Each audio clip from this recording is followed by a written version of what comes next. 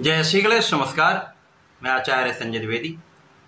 मेरे समस्त प्रबुद्ध दर्शकों का मेरे चैनल पर हार्दिक स्वागत है। प्रिय दर्शकों, वर्तमान समय में ब्रह्मांड में ग्रहों की ऐसी स्थितियां बन रही हैं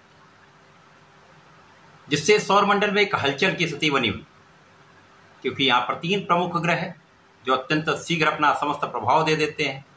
9 ग्रहों में अत्यंत विशेष हैं। 9 ग्रहों के राजा सूर्यदेव हैं, युवराज बुध हैं तथा दैत्य गुरु शुक्राचार्य हैं। इन 3 ग्रहों का आपसी संयोजन बन चुका है जो मिथुन राशि में बना। मिथुन राशि के स्वामी बुध होंगे, शुक्र होंगे तथा यहाँ पर सूर्यदेव होंगे, जिसके कारण कई महाराजयोगों का निर्माण यहाँ पर मिथुन राशि में हो रहा है। अब यहाँ पर पंच महापुरुष राजयोग बनेगा जो भद्र नामक राजयोग है। एक ऐसा राजयोग जो आपके ज्ञान से, आपकी शिक्षा से, आपके बुद्धि बल से, आपकी वाणी के बल पर श्रेष्ठ प्रभाव देता है।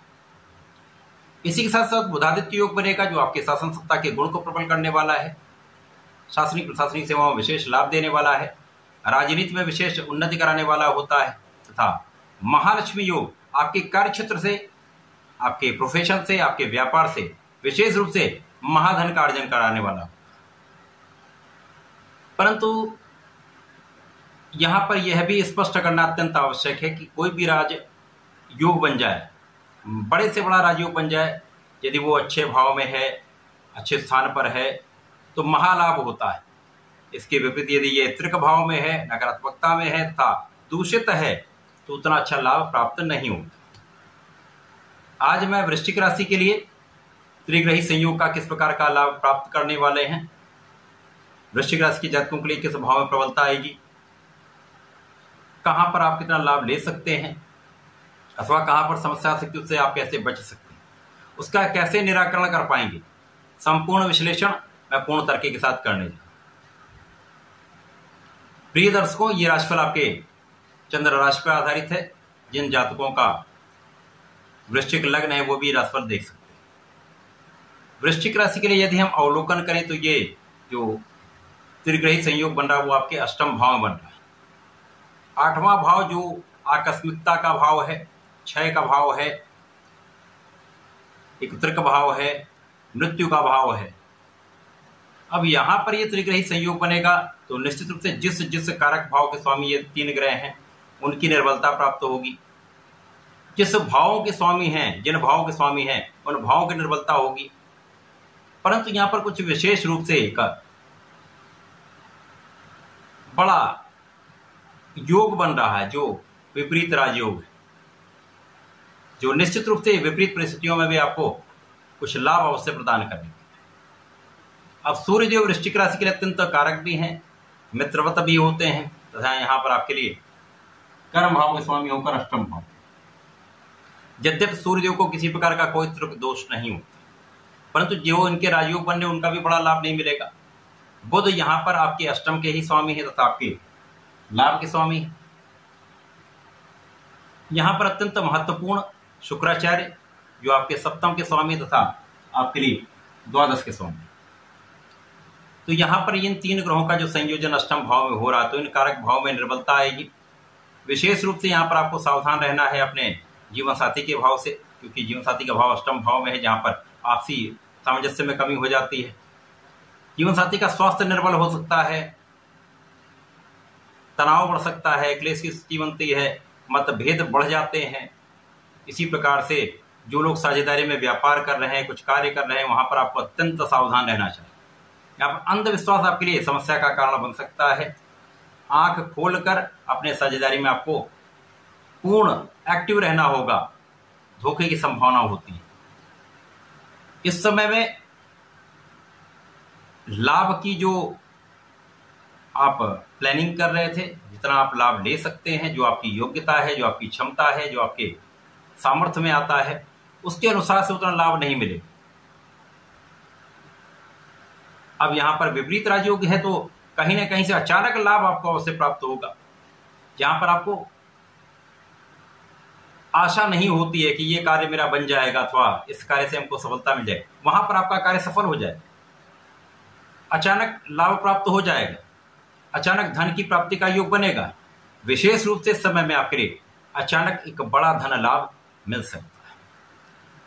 अथवा ये कह सकते हैं कि कोई आपकी प्रॉपर्टी, कोई पारिवारिक संपत्ति जिसका कहीं कुछ समस्या चल रही थी, उन समस्याओं का निराकरण हो जाएगा। उस प्रॉपर्टी से, उस पारिवारिक संपत्ति से आपको धन प्राप्ति का एक बड़ा योग बन रहा है। अथवा परिवार के किसी सदस्य के द्वारा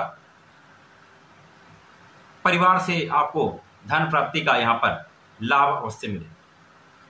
इस समय आपको वाणी बहुत संयमित रखनी होगी, बहुत सोच विचार कर बोलना होगा, परिवार के मध्य में सामंजस्य बनाकर चलना होगा।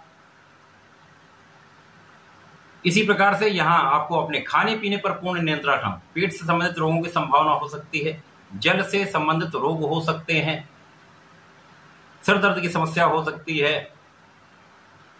यहां पर आपको अपने खाने पीने पर पूर्ण नियंत्रण रखना होगा, योगा प्राणायाम करना चाहिए तथा अपने को फिट रखना चाहिए, बाहरी खाने से बचना चाहिए।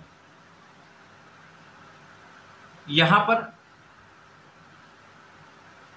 विदेश यात्राएं होंगी, घर से दूर जाकर आपको लाभ मिलेगा। यदि विदेश से संबंधित होकर कुछ कार्य में है, विदेश व्यापार में है, विदेश सेवाओं में है, तो उसमें बड़ा अच्छा लाभ आपको प्राप्त हो रहा है। निश्चित रूप से यहाँ पर प्रगति का अवसर भी मिलेगा। आपके आध्यात्मिक कार्यों में आपकी रुचि बढ़ेगी। आध्यात्मिकता में वृद्धि से आप धर्म के मार्ग पर चलेंगे, जिसका लाभ आपको प्राप्त होने वाला है। आध्यात्मिकता में कुछ व्यय भी आप कर सकते हैं, तीर्थ यात्राओं के भ्रमण में आप कुछ व्यय कर सकते हैं। इसी प्रकार से यहाँ पर आपका सुख सुविधाओं को बढ़ाने में आप व्यय कर सकते हैं। अब क्योंकि यहाँ पर वृश्चिक राशि के लिए ढैया का समय भी चल रहा है, परंतु इस ढैया काल में लोगों का सहयोग मिलेगा, लेकिन आपको परिश्रम बहुत करना पड़ेगा। आशंकाओं से बचना होगा, अनवांटेड फियर से बचना होगा, अपने पर पूर्ण विश्वास करना होगा, अपने आत्मबल को प्रबल करना होगा तथा यहाँ पर पूर्ण नियोजित कार्यक्रम के अनुसार आपको कार्य करना होगा। वेल प्लान वे में कार्य करेंगे तो लाभ अवश्य मिलेगा।